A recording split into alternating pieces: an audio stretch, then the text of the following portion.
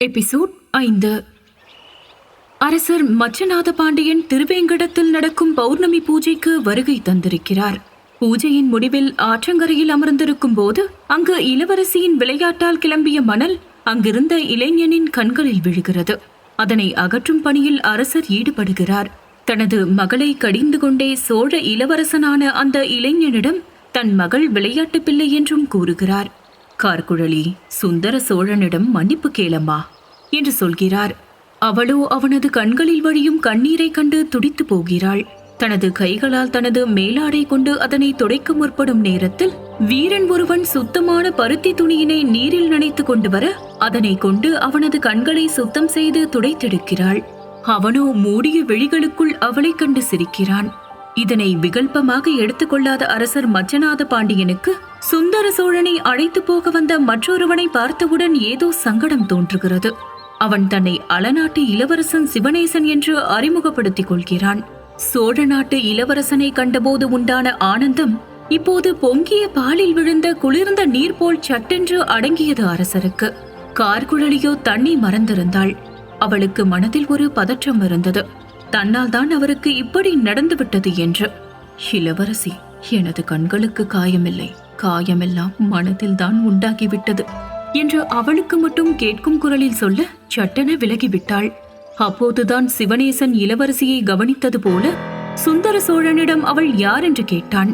பாண்டிய நாட்டை ஆண்ட மலையத்துவஜ பாண்டியனுக்கு பிறந்த அங்கையர் கண்ணி போல பாண்டிய நாட்டை செவ்வன ஆண்டு வரும் அரசர் மச்சநாத பாண்டியனுக்கு இந்த கார்குழலி. ஓ என்றவன் அவளை விழுங்கி விடுவது போல் பார்க்க அவளோ பார்வையை தாழ்த்தி கொண்டு சற்று பின்னால் விலகி நின்றாள். சிவனேசனை கண்டவுடன் அவளுக்கு ஏதோ அருவருப்பு உணர்வு தோன்றியது.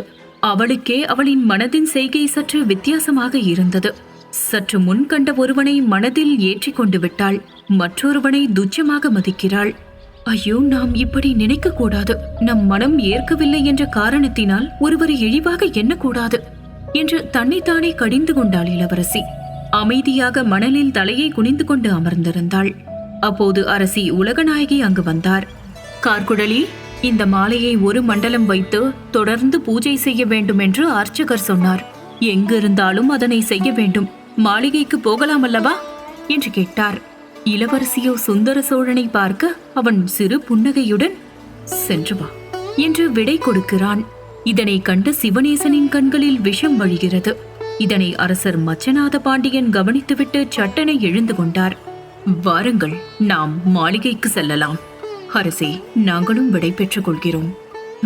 முழுமையாக கற்று பெற்றவர்களின் புகழுக்கு மேலும் புகழ் சேர்த்திடுங்கள் என்று வாழ்த்திவிட்டு மெதுவாக நடக்கத் தொடங்கினார்கள். இதமான ஆனி மாத காற்று, வைகரையில் கரை புரண்டு ஓடும் வெள்ளத்தின் குளுமை, கூடவே சந்திரனின் குளுமை. அந்த இடத்தை விட்டு போக வேண்டுமா என்று அவளின் மனதில் தோன்ற சட்டென பின் திரும்பி பார்த்தாள். அங்கே சுந்தரன் நின்று கொண்டு அவளையே பார்த்து கொண்டிருந்தான். அரச மாளிகையை அனைவரும் வந்தடைந்தனர். எனக்கு எந்த ஒரு முன்னறிவிப்பும் இன்றி இவர்கள் எப்படி வந்தார்கள்? அரசே, யாரை பற்றி குறிப்பிடுகிறீர்கள்? உங்களது கவனத்திற்கு வராமல் போனது யார்? பேரரசு என்று நினைக்க வேண்டாம். அண்டை நாட்டிற்கு செல்கிறோம். ஒரு மரியாதையை நிமித்தமாக அரசை சந்திக்க வேண்டும் என்று தோன்றுகிறதா? யார் உங்களை சந்திக்க மறந்தார்கள்? சொன்னால் தானே எங்களுக்கு தெரியும். அம்மா, தந்தையாரின் மனதை குடைவது இருவர் அல்ல, ஒருவர். யார் என்று சொல்லவா? கார்குழலி, உனக்கு தெரியுமோ? அப்பா, தெரிந்ததால் தான் அது யார் என்று நானே சொல்கிறேனே. அம்மா, இரு நாட்டு இளவரசர்களும் இன்று கோவிலுக்கு வருகை தந்திருந்தார்கள் அல்லவா? இரு தேசத்து இளவரசர்களா? சோழ தேசத்து சுந்தர சோழனை தானே பார்த்தேன். மற்றொருவன் யார்? அலநாட்டு இளவரசன் சிவனேசன். ஓ, அலநாட்டு இளவனும் வந்திருந்தாரா என்ன? ஆமம்மா, சோழ இளவனை நம்மிடத்திலிருந்து அழைத்து சென்றதே அவர்தானே. சரிதானே அப்பா? என்று தனது மனக்குமுறலை வெளிப்படுத்த இயலாது தவித்தார் பாண்டியராஜன் மச்சநாத பாண்டியன். அலநாட்டு இளவன் என்று ஏன் தாங்கள் எனக்கு அறிமுகப்படுத்தவில்லை? அந்நாட்டு இளவனை பற்றி அறிந்து கொண்டு என்ன செய்ய போகிறாய்? அப்பா, இரு நாட்டு இளவரசர்களும் தங்களை காண வரவில்லை. பாண்டிய நாட்டிற்கு வருகிறோம் என்றோ, இல்லை இங்கு எத்தனை நாள் தங்கியிருக்க போகிறோம் என்றோ தெரிவிக்கவில்லை. அப்படி இருக்கையில் அலநாட்டு இளவனிடம் மட்டும் கோபம் வருவதற்கான காரணம்தான் என்ன? நான் இருவர் மீதும் தான் கோபத்தோடு இருக்கிறேன். இருவரது மீதும் தான் குற்றம் உள்ளது. என்று ஒருவித தடுமாற்றத்தோடு கூறினார். அதற்காக வந்தவர்களை திரும்பிச் செல்லுங்கள் என்றா சொல்ல முடியும்? ஆமப்பா, இன்று உங்களின் இந்த மன உளைச்சலுக்கு நீங்கள் மட்டுமே காரணம். எப்படி? எந்த ஒரு நாட்டு அரசரும் எடுக்காத வித்தியாசமான முடிவை தாங்கள் எடுத்துள்ளீர்கள். எவருக்கும் எந்த நாட்டினருக்கும் பயிற்சி அளிக்கும் வகையில் போர் பயிற்சி பட்டறையை பாண்டிய நாட்டில் நிறுவி உள்ளீர்கள். நிறுவியது குற்றமல்ல. அங்கு பாண்டியர்களுக்கு மட்டும் பயிற்சி என்று இருந்தால் தவறில்லை. என் நாட்டவரும் என்று தாங்கள் அனுமதித்ததுதான் தவறு. மேலும் வேலாயுத சாமியிடம் முறையாக அனுமதி பெறாமல் கண்டிப்பாக அவர்கள் இங்கு வந்திருக்க மாட்டார்களப்பா. தங்களிடம் வேலாயுத சாமி தான் தெரிவித்திருக்க வேண்டும். அவர் தெரிவிக்கவில்லை என்றால் அது அவரது குற்றம். தாங்கள் கடிந்து கொள்ள வேண்டியது அவரைத்தான்.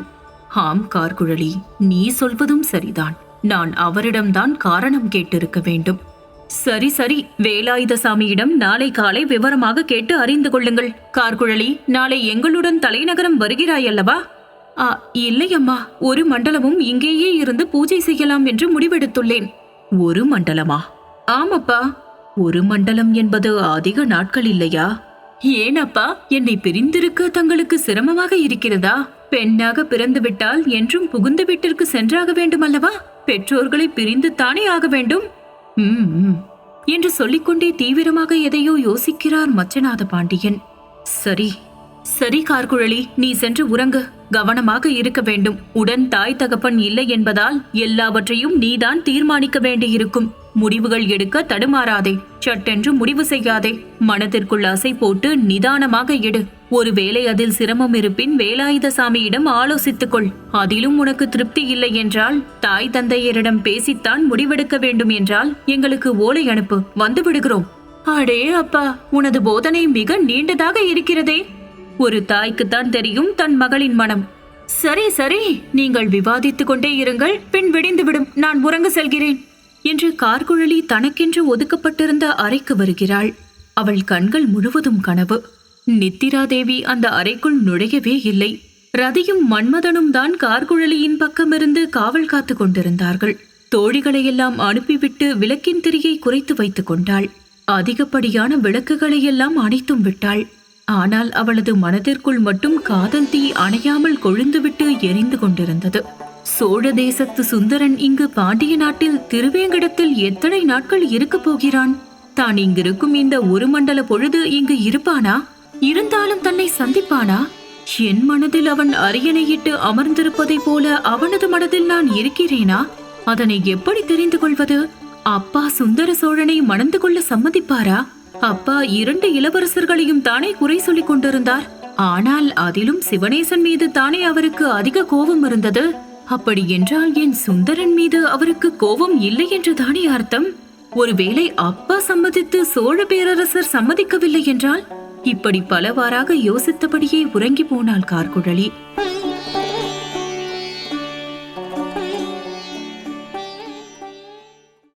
ஸ்டோரி நெஸ்ட் FM-ஐ சப்ஸ்கிரைப் செய்து மனதிற்கு பிடித்த கதைகளை தினமும் இலவசமாக கேளுங்கள்.